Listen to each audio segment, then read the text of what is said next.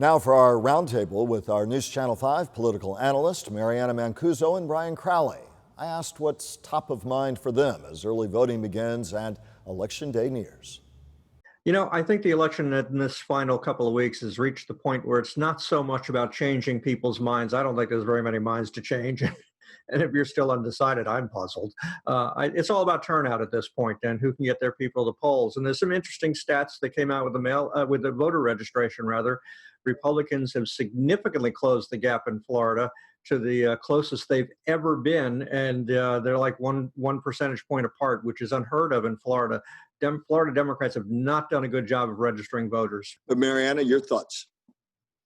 You know, we are about 2 weeks away from the general election, and I don't know about you, Michael and Brian, but I never thought we would see this day. It seems to have lagged on. It seems to have also come very, very quickly.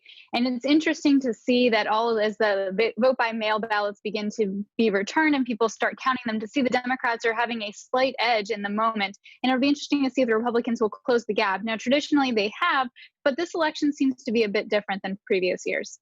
What do you look for in terms of our diverse electorate, in terms of the voting blocks? And by that, I mean our 65 and older vote, always the most reliable vote, or historically has been. But you've got a youth vote that's growing in Florida. Of course, big Hispanic vote, 1 out of Florida, 5 registered voters in Florida now Hispanic. As you break it down between that, African-American vote, what will you be looking for in terms of early voting turnout? And of course, election night, when you'll be with us, Mariana and Brian. Mariana, you first. Yeah, you know, we've seen in Georgia, they had their early voting open and there were lines wrapped around the street. People were waiting for hours on end. And I'll be curious to see if we see that level of excitement here in Florida, or if a lot more people are going to choose to mail in their ballot on election day and as early voting begins next week. So I think it'll be very interesting. When I look at the voting blocks, I'm always curious to see how the millennials turn out. We know that they are a huge force in social media, and they are doing this thing called slacktivism, where they're keyboard warriors and really vying for candidates. But will they turn out in resounding numbers this election? I'm curious to see that.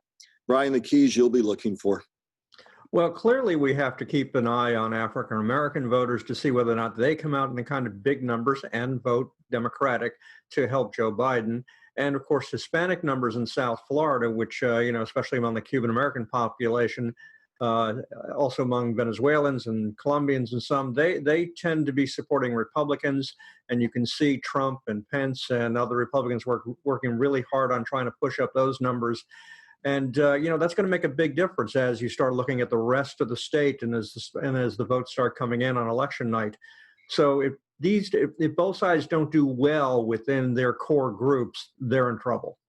Where will Joe Biden's fortunes be written, good or bad, most keenly on election night, as we look at the political landscape, the topography of Florida, and where the votes need to be if either he or President Trump hope to emerge victorious in our state? Brian? Well, obviously, the Biden has to do very, very well in South Florida. That's the mother lode of votes for Democrats. Southwest Florida and North Florida are 2 big areas for Republicans. Now, the thing you look for outside, then everybody always says I-4 is what decides it, and there's some truth to that. But you also have to make sure that the numbers you're getting in the areas you count on are coming in big for you. And one of the things that happened in the 2016 election was that in the very, very small counties in North Florida and Central Florida, counties that often are overlooked, they had significantly higher margins. So when you started adding up those hundreds of votes, those thousands of votes in a state where you win by 1% or less, they actually made a big difference. So Democrats can't ignore those small counties that tend to be Republican. They need to chip away at that, and Republicans need to make sure they boost up those numbers. Mariana, it goes to Brian's point about voter intensity. It's one thing to establish your preference. It's another thing to actually go out, early vote, mail in your vote, or show up on election day. Yes, we've seen polls, we've seen all sorts of yard signs, and the reality is neither of those things actually show up and vote on election day. And so importance of taking this enthusiasm for both candidates and being able to translate that into the polls, into people voting, into actually casting a ballot is going to be very interesting to see what voter turnout looks like. I would say, I'm not necessarily one to make predictions on voter behavior necessarily, but I will say I think that we can see a resounding drive to the polls for voters turning out in droves, specifically here in Florida. And to Brian's point, yes, Joe Biden must turn out very largely in South Florida, while Donald Trump left to continue to maintain his hold in the other parts of the state. Mary Anna, you certainly see the emphasis the Trump campaign is putting here. They know what the political math is. For them, without Florida, it's almost, many argue, maybe an impossible hill to climb. And you have either President Trump or a surrogate in Florida virtually, it seems, almost every day right now.